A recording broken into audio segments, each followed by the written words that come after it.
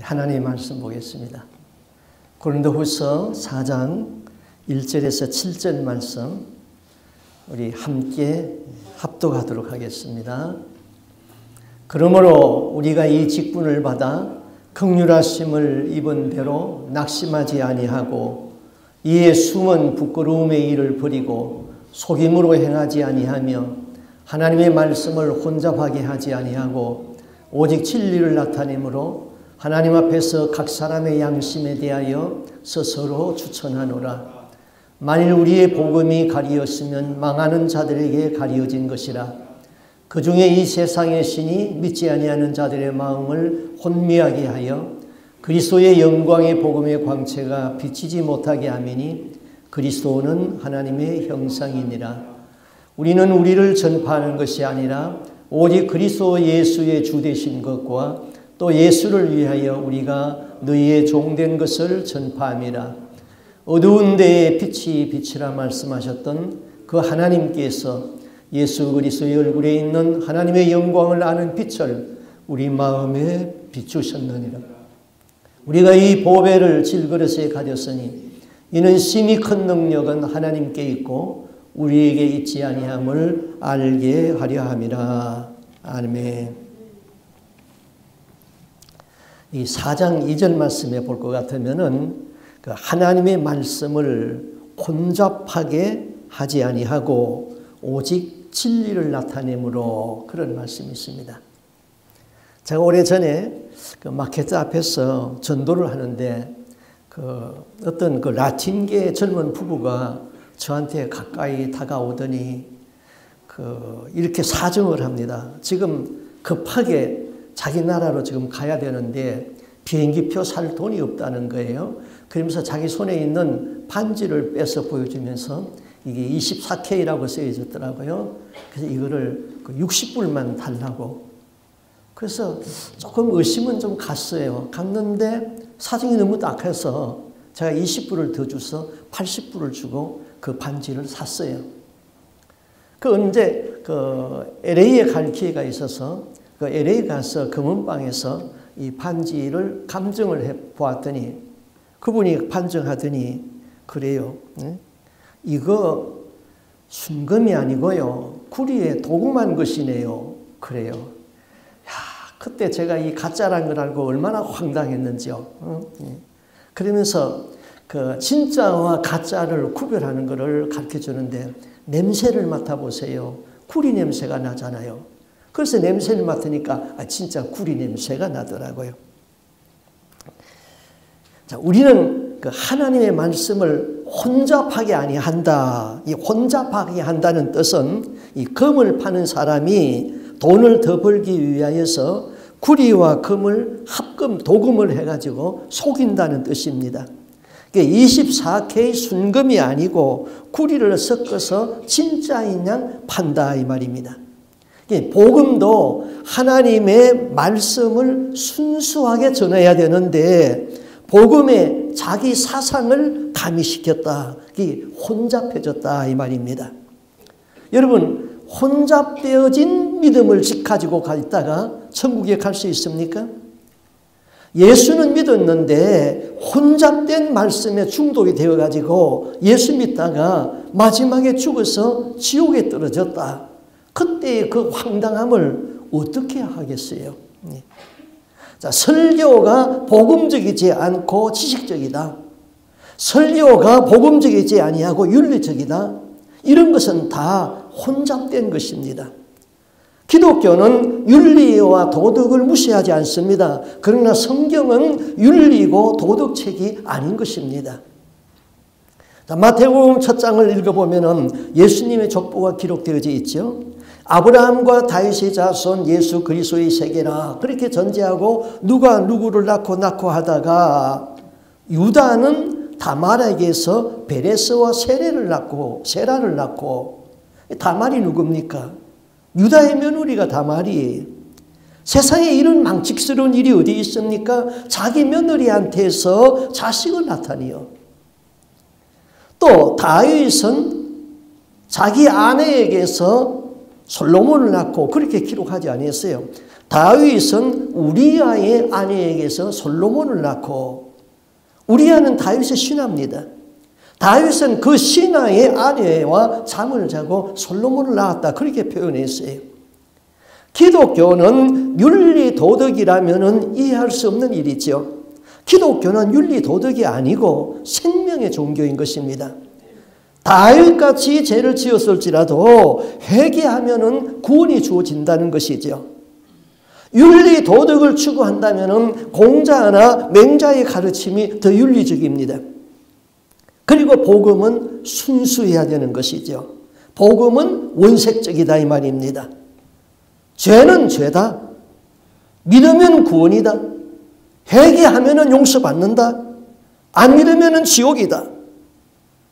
구원은 오직 예수뿐이다. 복음은 순수하고 원색적이어야 되는 것입니다. 그다음 이제 4장 3절에 이렇게 말했죠. 만일 우리의 복음이 가리워졌으면 망하는 자들에게 가리운 것이라. 그 중에 이 세상 신이 믿지 아니하는 자들의 마음을 혼미하게 하여서 그리스도의 영광의 복음의 광채를 비치지 못하게 함이니, 그리스도는 하나님의 형상이다. 여기 이 세상 신이라고 그랬어요. 이 세상 신은 귀신에 대한 다른 이름이에요. 귀신이 이 세상 신이죠. 그럼 귀신이 하는 일은 대단히 많아요. 그런데 그 많은 일 중에 한 가지가 사람의 마음을 혼미하게 한다 그랬어요. 귀신이 사람의 마음을 혼미하게 하여서 하나님의 말씀을 바로 믿지 못하게 한다. 어떻게 혼미하게 합니까? 말씀을 들을 적에 딴 생각을 하게 하는 겁니다. 제가 어렸을 적에 저희 교회 담임 목사님이 그런 얘기를 하더래요. 목사님이 그런 얘기를 했어요. 목사님이 설교를 열심히 하는데 앞에서 할머니가 훌쩍훌쩍 울더래요. 그래서 목사님이 생각하기를 저 할머니가 은혜를 많이 받는가 보다, 그렇게 생각했대요. 그래서 예배 끝나고 나가는데 할머니하고 인사를 하면서, 할머니 오늘 은혜 많이 받으셨지요? 왜 그렇게 우셨어요? 그랬더니, 아이고 목사님 그런 게 아니라 목사님이 고함을 칠 때마다 그저께 죽은 우리 송아지 생각이 나서 울었어요, 그러더래요. 하나님의 말씀을 들었는데 마음이 혼미한 사람은 하나님의 말씀이 제대로 들리지가 아니에요. 공부를 많이 했다, 공부를 적게 했다, 그게 아니라 이 말입니다.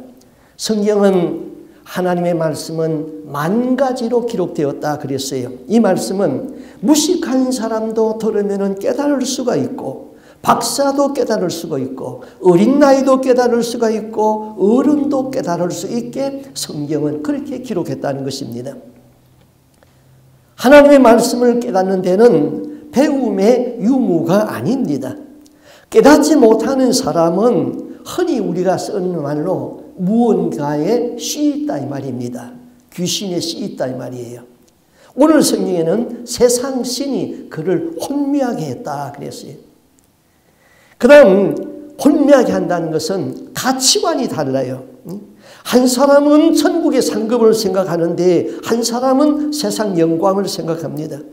한 사람은 주는 것이 기쁜데 한 사람은 그저 모으고 움켜 잡는 것을 기쁨으로 생각합니다. 가치관이 서로 달라요.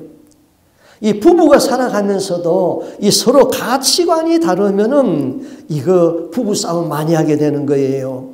부부가 살면서 가치관이 같으면은 싸울 일이 별로 없어요. 의로운 가정이 되는 것이죠. 복음에는 생명이 있습니다. 듣는 자는 살리라. 들으면 영이 살지요. 또 동시에 복음에는 심판적인 요소가 있습니다. 같은 시간에 같은 장소에서 복음을 들었는데 한 사람은 그 복음을 듣고 영생을 얻는가 하면은 한 사람은 그 복음을 거부하고 안 믿는 자가 있습니다. 이 세상 신이 그 마음을 혼미하게 해서 그렇습니다. 그 사람에게는 심판인 것이죠. 그 다음 5절에 이렇게 말해요. 우리를 전파하는 것이 아니다. 우리를 전파하는 것이 아니라 오직 그리스도 예수의 주 되신 것과 예수를 위하여 우리가 너희의 종된 것을 전파한다. 자, 목사나 전도자는 누구를 전파합니까? 그 예수를 전하는 사람들이지요. 내 자신을 전하는 것이 아닙니다. 신학교에 가서 설교학을 공부하면은 설교학에 이런 말이 있습니다. 나이 50이 되기 전에는 자기 이야기 하지 말라. 왜요? 나이 50이 되기 전에 철이 안 들면은 자꾸 복음 전하는데 자기 이야기 한단 말입니다. 설교, 성경을 얘기하라 이거죠. 사람들이 자기 간증을 많이 합니다. 그 간증을 통하여서 순수하게 예수가 전해져야 되는데 예수가 전하는 것이 아니라 자기 이야기를 많이 합니다. 뭐 한때는 연예인들을 강단에 불러 들어가지고 연예인들의 간증을 많이 들었어요. 그거 다 사람의 귀를 즐겁게 하는 것이죠. 복음이 아닙니다. 성숙되지 못한 목사들이 복음을 벗어나가지고 자기 자랑을 합니다. 그리고 예수님에게 돌려야 할 영광을 다 자기가 받아버리는 것이죠. 그러면은 천국에 못 들어가는 겁니다. 제가 현신의 권사님 이야기를 좀 하겠습니다. 아시는 분 아실 거예요. 그 현신의 권사님은 그 1970년대, 그 80년대에 한국에서 그 신유의 은사를 받아가지고 크게 쓰임받던 여종입니다. 그를 통하여서 병 고침 받은 사람들은 수만 명이 더 되고요. 그로 인해서 예수 믿은 사람도 굉장히 많습니다. 그런데 이분이 갑자기 세상을 떠났어요. 그의 영이 천국 길을 따라서 올라가는데 예수님이 나타나셨습니다. 너무 반가워가지고 그 앞에 엎드려서 말했습니다. 예수님, 저 왔어요. 현신입니다. 주님은 고개를 흔들면서 나는 너를 알지 못한다. 현신의 권사님은 예수님이 처음에는 농담하는 줄 알았대요. 그래서 다시 말했습니다. 예수님, 저 현신이에요. 서울 서대문 근처에서 제단을 쌓고 많은 병자를 고친 현신이입니다. 너는 나와 상관이 없다. 이 충극문에 들어갈 수 없다. 현신의 권사는 억울했습니다. 예수님, 나는 누구보다도 하나님을 잘 섬기고 병 고치는 은사를 받아서 수많은 사람을 고쳐서 복음을 전했는데 저를 모르시다니요. 왜 저를 모르신다고 하십니까? 예수님 말씀했습니다. 너는 내 능력을 가지고 장사를 하였지? 내가 그들의 병을 고쳐준 것은 너의 능력을 보여주기 위함이 아니라 그들이 나를 보고 기도하며 나를 사랑하기 때문이었다. 현신의 권사님은 부끄러워서 머리를 들 수가 없었습니다. 내가 천국에 못 들어간다면 한국의 다른 유명한 목사님들은 천국에 들어갈까? 그래서 생각나는 대로 물었습니다. 한국의 유명한 목사님들의 이름을 거론했습니다. 예수님, 그 한국에서 가장 큰 목회를 했던 조영기 목사님 아세요? 나는 그를 모른다. 예수님, 하늘산에서 기도원에서 수많은 병자를 고치시는 이천석 목사님 아세요? 나는 그를 모른다. 그럼 강남에 큰 교회를 건축하고 있는 그 충현교회의 그 김창인 목사님 아세요? 그는 내가 사랑하는 아들이다. 예수님, 저에게 한 번만 더 기회를 주세요. 그랬더니 예수님이 이렇게 말씀했어요. 그래, 내가 너에게 기회를 주겠다. 너는 세상에 가면은 온갖 핍박 속에서도 충성을 다한 내 여종 고영순이를 만나보라. 그는 벙어리였지만은 온갖 충성을 다하였느니라. 그가 내 나라에서 받을 상급은 너무나도 많구나. 그러면서 고영순이가 받을 상급을 다 보여주었습니다. 현신의 권사의 유가족들은 현 권사의 시신을 관에다가 넣지 아니하고 미국에 있는 아들이 오면은 이제 얼굴을 보여주고 입관하려고 기다리고 있었는데 그 아들이 갑자기 비행기표를 사려니까 비행기표를 살 수 없어가지고 좀 지체되었습니다. 그런데 그 아들이 오기 전에 다시 살아났습니다. 그 권사님은 한국에서 그렇게 유명한 목사님들을 예수님이 모른다고 한 일에 그리고 너도 이 천국에 들어올 수 없다고 한 일에 크게 마음이 두려워 떨렸습니다. 현신의 권사님은 자기가 자만했던 것을 회개했습니다.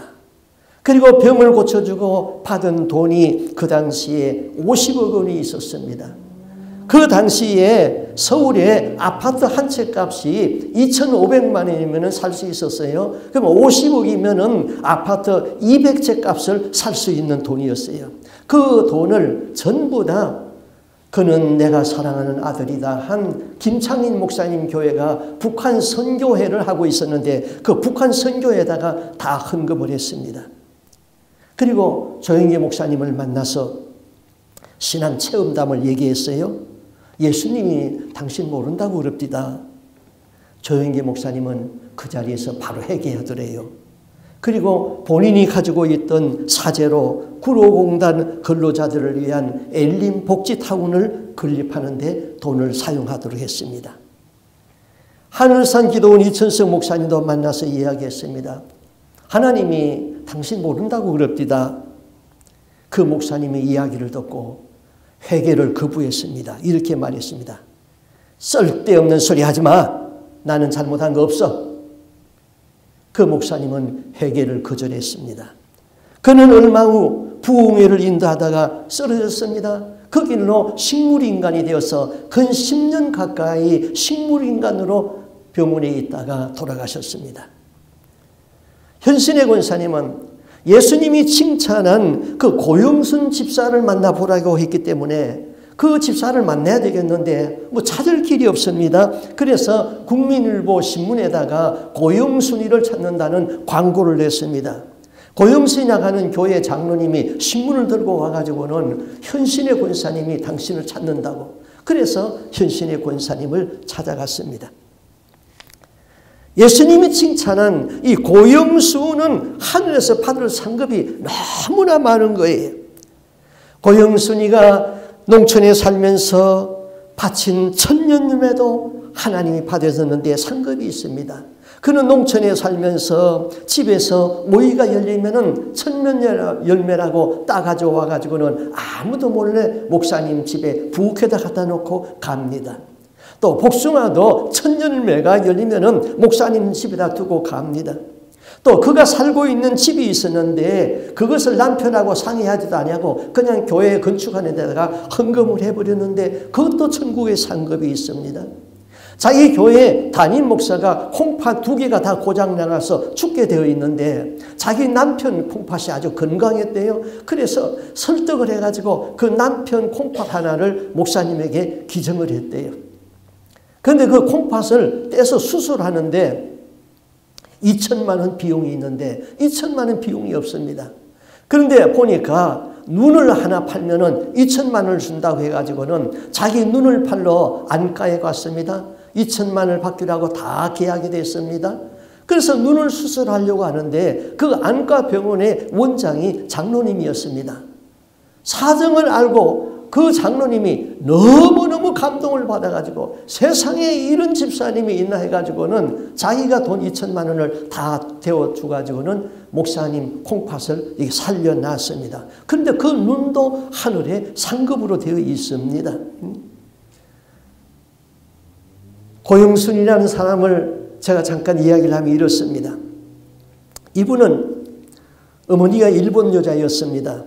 근데 자기 아버지와 결혼을 했는데 주위의 사람들이 뭐 일본년이라고 그렇게 하도 구박을 해가지고는 고영순이를 낳고 나흘 만에 편지를 한 장 써놓고는 그냥 일본으로 가버렸습니다.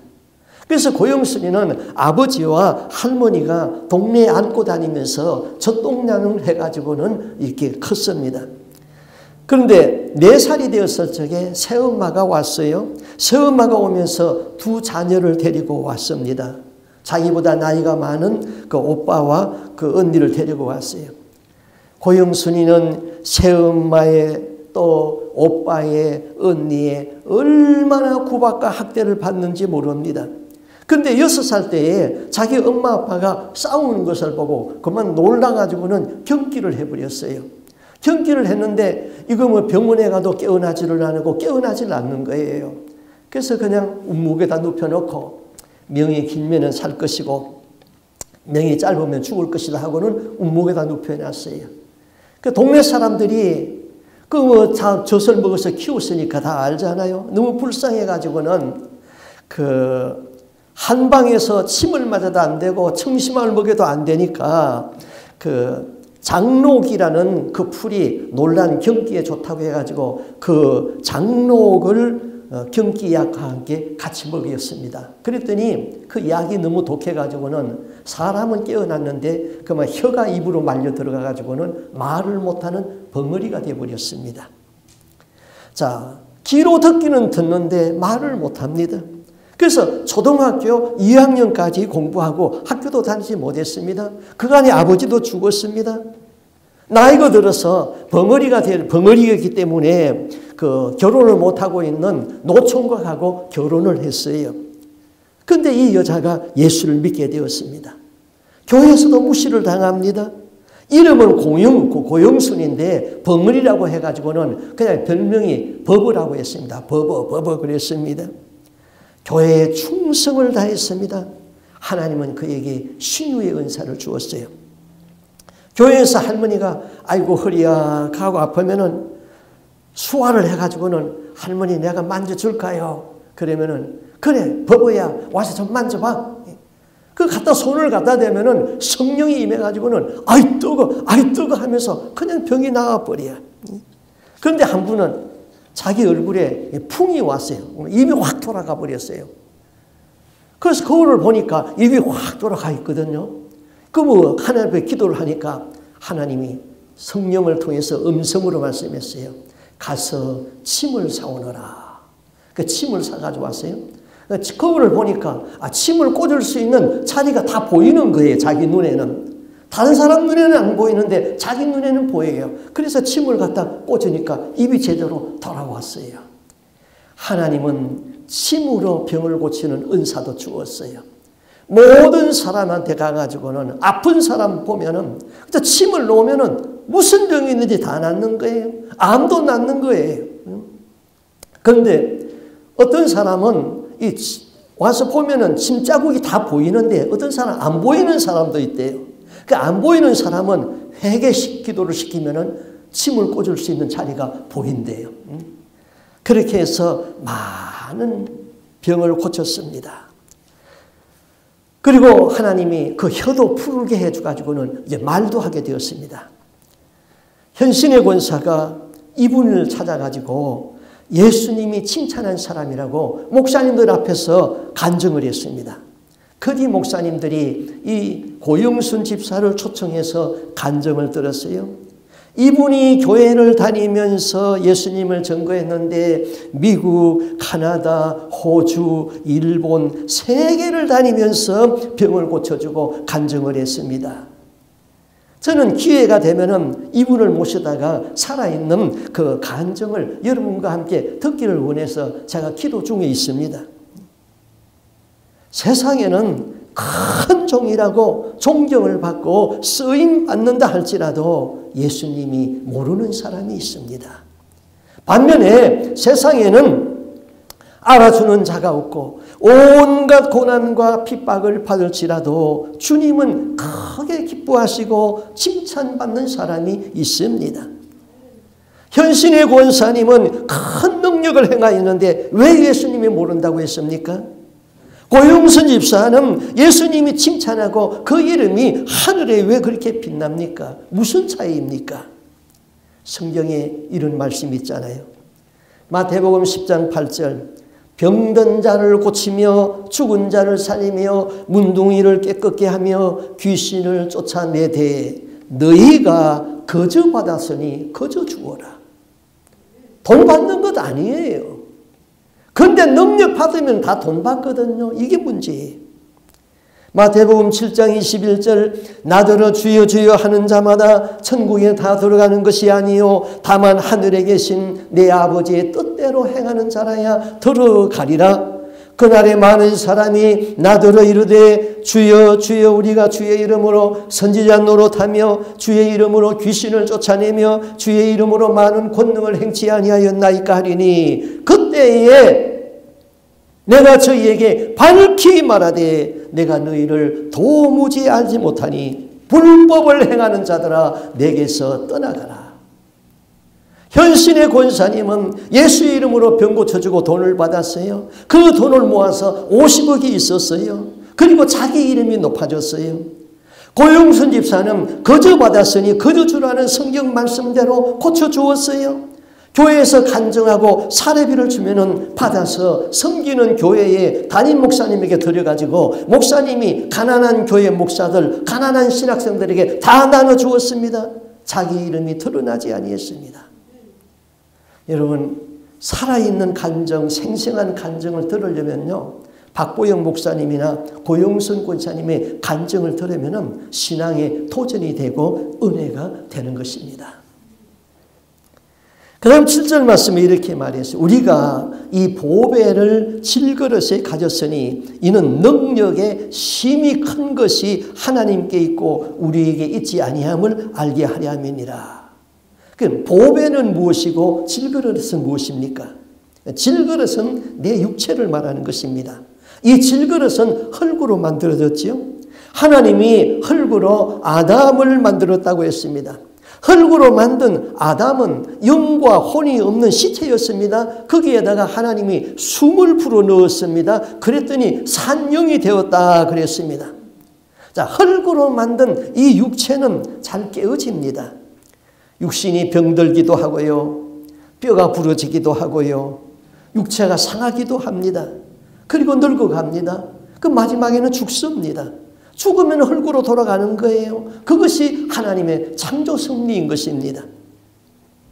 창세기 3장 19절에 이렇게 말했습니다. 네가 얼굴에 땀이 흘려야 식물을 먹고 필경은 흙으로 돌아가리니 그 속에서 네가 취함을 입었음이니라. 너는 흙이니 흙으로 돌아갈지니라. 자, 서울 어느 모 교회의 그 교회 묘지 입구에 보니까 큰 바위가 있는데 그 바위에다가 이렇게 써놨더라고요. 너는 흙이니 흙으로 돌아갈지니라. 아주 성경적이죠. 너는 흙에서 취함을 입었고 마지막은 흙으로 돌아갑니다. 그런데 일단 영과 혼이 육체를 떠나고 나면은 시체지요. 그 시체는 흙이에요. 죽은 지 사흘만 되면은 썩어서 냄새가 나요. 그런데 사람들은 그 인간의 정을 못 이겨가지고 그 시체를 자꾸 산 사람처럼 대하는 거예요. 그게 우상숭배라는 겁니다. 우상이라는 것이 무엇입니까? 제가 다시 우상숭배를 조금 더 정리를 하겠어요. 하나님보다 더 사랑하는 것이 있으면 우상숭배, 그거는 뭐 다 아는 얘기예요. 하나님보다 더 가치를 두는 것이 있으면 그게 우상숭배예요. 하나님보다 더 의미를 두는 것이 있으면 그것이 우상숭배예요. 하나님이 있어야 할 자리에다가 피조물을 두는 것이 우상숭배예요. 우상숭배는 죽은 사람을 산 사람같이 인격화시키는 것이 우상숭배예요. 그리스도인들이 90%가 다 여기에 우상숭배의 죄에 걸려 있는 거예요. 한국은 유교 문화에다가 풍수지리설이라는 것이 있습니다. 죽은 사람의 묘자리를 잘 써야지 죽은 조상이 도와준다고 묘자리를 찾습니다. 묘자리 잘 써야 자손이 잘 된다고 믿고 있어요. 성경에는 그런 거 없어요. 죽으면 흙으로 돌아가는 거예요. 그냥 무덤에 갖다 넣는 것입니다. 한국은 무덤을 거창하게 만듭니다. 임금이 죽어서 묻힌 곳을 릉이라고 그러잖아요. 거창하게 봉을 만듭니다. 부자들은 무덤을 크게 만들려고 합니다. 사람이 죽으면 관에다가 넣잖아요. 그 관은 부르는 게 값이에요. 그거는 깎을 수도 없어요. 몇 시간 동안 죽은 시체를 넣어두다가 불에 태우든지 땅에 묻을 텐데 비싼 것을 택합니다. 왜? 인간의 정 때문에 그런 것이죠. 불에 들어가면 다 타고 땅에 묻히면 다 썩습니다. 그런 돈이 있으면 살아있을 적에 구제하고 살아있을 적에 부모에게 잘하십시오. 부모는 살아있을 적에 최선을 다하여 공경하여지 죽으면 조용히 무덤으로 보내는 것입니다. 이 사람의 정 때문에 그 정이 우리의 신앙을 아주 침몰시키고 있는 것입니다. 저희 부부는 자녀들에게 유언을 다 해두었어요. 단지 무덤도 만들지 말아라. 미국서 죽으면 화장해서 산에 묻고 한국서 죽으면은 가족묘지가 있으니까 가족묘지에 갖다 묻어라. 장례 예배는 우상숭배의 죄와 같다. 추모 예배 하지 말아라. 예수님이 나를 기념하라고 그러했지 언제 죽은 자를 기념하라고 그랬느냐. 그거 다 우상숭배다. 절대로 내 무덤에 오지 말아라. 무덤 앞에서 머리 숙여서 기도하지 말아라. 천국 가는 거 쉽지 않다. 성경대로 해라. 성경대로 바로 알고 바로 믿어라. 다 유언해 놓았습니다. 죽기 전에 이제 문서로 만들어서 줄 겁니다. 하나님이 아담을 흙에서 만들고 이름을 아담이라고 지었습니다. 아담은 남성 명사예요. 한 사람의 이름인 것입니다. 그런데 아담아 하고 부르면 여성 명사가 됩니다. 그 뜻은 흙입니다. 아담아 하고 부르면 흙아 먼지야 그런 뜻입니다. 너는 흙에서 취하였고 흙으로 돌아간다는 것을 잊지 말아라. 그 의미인 것입니다. 자, 우리 육체는 흙이에요. 그런데 오늘 성경에 질그릇 안에 보배를 가졌다. 이 육체가 질그릇인데 그 안에 보배를 담았다. 그 보배 때문에 이 질그릇도 귀하게 여김을 받는다는 것입니다. 자, 그러면은 질그릇은 육체고 보배는 뭡니까? 보배는 진리이신 예수님이죠. 내 가슴에 예수를 품으면 됩니다. 내 마음의 그릇이 회개를 통하여서 깨끗이 비워 있을 때에 하나님은 원하는 것으로 채워줄 수 있습니다. 사람들이 회개를 하지 않아요. 그래서 그 그릇 안에 하나님이 원하지 아니하는 불결한 찌꺼기들이 가득 차 있어요. 나는 하나님이 창조한 걸작품인데 원수의 영, 어둠의 영을 내 안에 담고 있습니다. 사람들은 자기 마음의 그릇 안에 열심히 자기 자아를 넣어서 자기 자신을 천한 그릇으로 변질된 자로 만들어버립니다. 우리는 회개를 통하여서 마음의 그릇을 비워내고 예수님을 품고 예수님의 뜻을 품어야 됩니다. 그런데 그것이 쉽게 잘 안 되어지거든요. 자, 우리 사람의 몸에는 육체가 있고요. 그 다음에 영과 혼이라는 것이 있어요. 그러면은 영이 나를 주도적으로 주관하느냐 아니면은 육체의 생각이 나를 주도적으로 주관하느냐. 영의 사람, 육의 사람 이거는 많이 우리가 들어봤기 때문에 아는 얘기예요. 그런데 영과 육 사이에 이 혼이라는 것이 있어요. 이 혼이 영에 붙었다가 육에 붙었다가 그럽니다. 영은 하나님의 말씀을 먹고 성장해요. 그래서 그 영이 하나님의 말씀을 먹으면 혼을 지배해 버립니다. 그 혼의 구원이 되는 거예요. 그러면은 우리가 모든 것이 잘 되는 것이죠. 그런데 하나님의 말씀을 먹지 못한 그 영은 그 혼이 육체에 가서 붙어버려요. 그러면 육의 생각이 나의 영을 자꾸 지배를 해버려요. 그것은 바로 변질된 사람이고 그 사람은 불신자다 이 말입니다. 그런 사람이 타락된 사람이고 그런 사람은 구원받을 수가 없는 거예요. 영이 나를 지배하게 되면 다른 사람 도와주는 것이 기뻐요. 봉사하는 것이 즐거워요. 하나님 섬기는 일이 최고로 좋아요. 반대로 육이 나를 지배하게 되면 내가 돈을 벌었는데 왜 저 사람을 위해서 쓰지? 왜 꼭 그렇게 예수를 믿어야 되는가? 육이 지배하면 하나님의 뜻을 이룰 수가 없는 거예요. 자, 우리 먹는 것도 그렇잖아요. 우리 몸에 먹어서 해로운 음식이 있고 유익한 음식이 있잖아요. 그런데 먹어서 해로운 음식은 우리 몸이 싫어하게 되어 있는데 이 버릇이 잘못 들어놓으면요, 이 자꾸 해로운 것만 모여서 당기는 거예요. 인스턴트 식품 좋아하고요. 뭐 콜라 좋아하고요. 뭐 커피 좋아하고 또 술 좋아하고 뭐 담배 연기가 구수해지고 이거 다 몸에 해로운 건데 이 습관이 잘못되어지면은 이게 자꾸 몸에 당긴다 이 말입니다. 영이 타락하게 되면요. 잠언서의 한 말이 딱 맞아요. 잠언서 9장 17절에 이렇게 말했어요. 도적질한 물이 달고 몰래 먹는 떡이 맛있다 하는도다. 아니 도둑질을 하면은 마음이 괴로워야 하는데 도둑질한 물 그것이 달고 맛있단 말입니다. 쾌락이 있단 말이에요.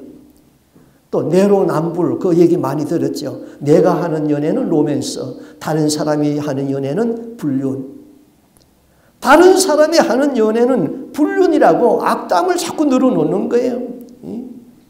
그 뭐 칭찬하는 말 하나 하네. 험담하는 말 하죠.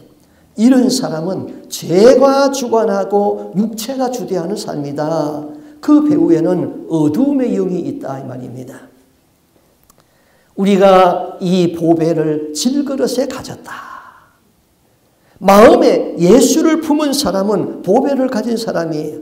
마음에 하나님의 뜻을 이루고자 하는 사명감이 있는 사람은 보배를 품고 있는 거예요. 우리는 나를 통하여서 이루시고자 하시는 그 하나님의 뜻을 발견하고 사명을 찾아야 되는 것입니다. 오프라 윈프리는 그 자신의 자서전이 있는데 이것이 사명이다 하는 그 책에서 사명의 4가지를 아주 잘 정리했더라고요. 첫째로 남보다 더 많이 가진 것은 축복이 아닌 사명이다. 둘째로 남보다 더 아파하는 고통이 있다면은 남보다 더 아파하는 것이 있다면은 그것은 고통이 아닌 사명이다. 셋째로 남보다 설레이는 것이 있다면은 그것은 망상이 아닌 사명이다. 넷째로 남보다 부담되는 것이 있다면은 그것은 강요가 아닌 사명이다. 그랬어요. 남보다 더 많이 가졌습니까? 더 아픈 것이 있습니까? 설레는 것이 있습니까? 부담되는 것이 있습니까? 그것은 사명이에요. 그 사명을 잡아야 되는 것이죠. 내 마음에 있는 부담감이나 식어지지 아니하는 열정이 있다면 그것은 사명이요 하나님의 뜻입니다. 하나님의 뜻을 품은 자는 가슴에 보배를 품은 사람입니다. 하나님은 가슴에 보배를 품은 사람을 사용하십니다. 우리는 복음의 부담감을 가져야 되는 것이지요. 특히 자기 가족이나 친족에 대한 부담감이 있어야 되는 것입니다. 나라는 존재가 어떤 존재입니까? 던져진 존재인가? 버려진 존재인가? 보냄을 받은 존재인가? 던져진 존재다 그렇게 생각하면은 부모가 하룻밤의 정욕으로 만들어져서 나는 이 세상에 태어났다 그렇게 생각하면은 이거는 던져진 존재예요. 던져진 존재로 세상을 살면은 세상은 허무해요. 버려진 존재는 부모가 나를 낳아서 나를 돌보지 아니하고 버렸다 그러면은 세상이 원망스러워져요. 던져진 존재나 버려진 존재로 사는 사람은 열등의식에 사로잡혀 있습니다. 그리고 자존감이 굉장히 낮아요. 자존감이 낮은 사람이나 열등의식을 품고 있는 사람과 함께 일하는 것은 얼마나 힘이 든지 모릅니다. 피곤하게 만들지요. 이런 말이 있잖아요. 버려진 여인은 불행하다. 버려진 여인보다 더 불행한 것은 잊혀진 여인이다. 버려진 여인이 불행하고 잊혀진 여인이 불행합니다. 하나님은 시편에서 이렇게 말했습니다. 내 부모는 나를 버렸으나 여호와는 나를 영접하시리라. 나는 던져진 존재도 아니고 버려진 존재로 사는 것도 아니고 보냄을 받은 존재로 삽니다. 우리는 하나님으로부터 왔습니다. 우리의 육체는 죽음으로 흙으로 돌아갑니다. 그러나 우리의 영은 하나님께로 돌아가는 것입니다.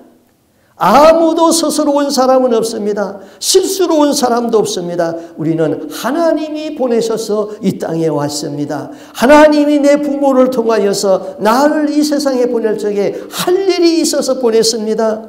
보냄을 받은 사람은 사명에 사는 사람입니다. 모든 인간은 역사의 중심에 서고자 합니다. 그것은 곧 지배욕의 욕구입니다. 그러나 그 누구도 역사의 중심에 오래 서 있을 수가 없습니다. 역사가 그것을 용납하지 않는 것입니다.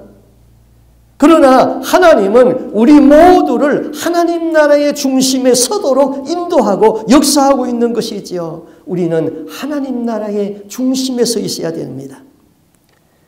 베드로는 학문이 없는 사람이었습니다. 그러나 그의 설교에는 3,000명씩 회개가 이루어졌습니다. 무디는 초등학교 3학년으로 가방끈이 짧았습니다.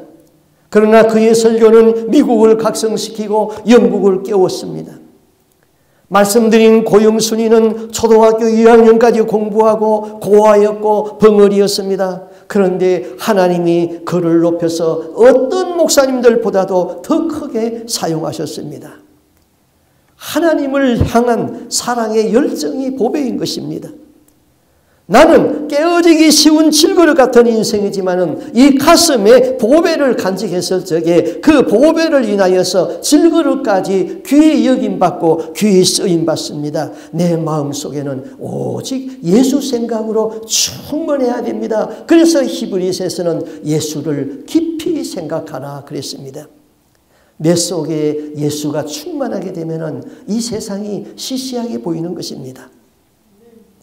내 가슴에 예수가 있고 진리가 있고 하나님의 뜻을 이루고자 하는 사명이 있고 하나님을 사랑하는 열정이 있으면 그것은 하나님이 귀하게 여기는 보배인 것이지요. 하나님은 그 보배를 귀하게 여기십니다. 천한 나를 높여서 사람 대접을 해 주십니다. 오직 우리는 예수를 위해서 살고 예수를 위해서 죽을 수 있는 이런 삶이 될 수 있기를 주님의 이름으로 부탁드립니다. 아멘. 기도하겠습니다.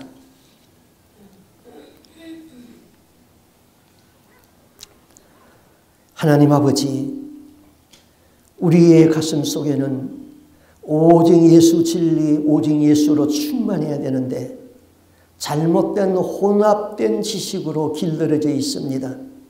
이 혼합된 신앙, 혼합된 지식으로 길들여진 것 가지고 우리가 회개 없이는 결코 구원받을 수가 없사오니 우리가 날마다 회개가 이루어져서 내 속에 있는 잘못된 것들을 다 비워내고 하나님이 주시는 말씀, 오직 예수의 영, 오직 예수 진리로 충만하게 하여 주시옵소서.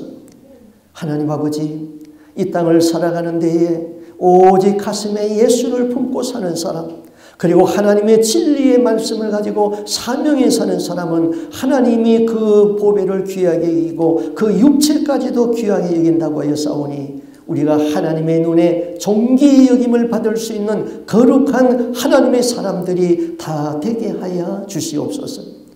세상을 의영부영 살지 않게 하여 주옵소서. 나는 버려진 존재도 아니고 나는 하나님 앞에서 보냄을 받아서 이 땅에 온 존재로 알고 사명 가지고 하나님 앞에 살다가 하나님 앞에 부끄러움 없이 그날에 들어갈 수 있는 거룩한 하나님의 백성들이 다 되기를 소원하옵고 존귀하신 예수님 이름으로 기도하옵나이다. 아멘.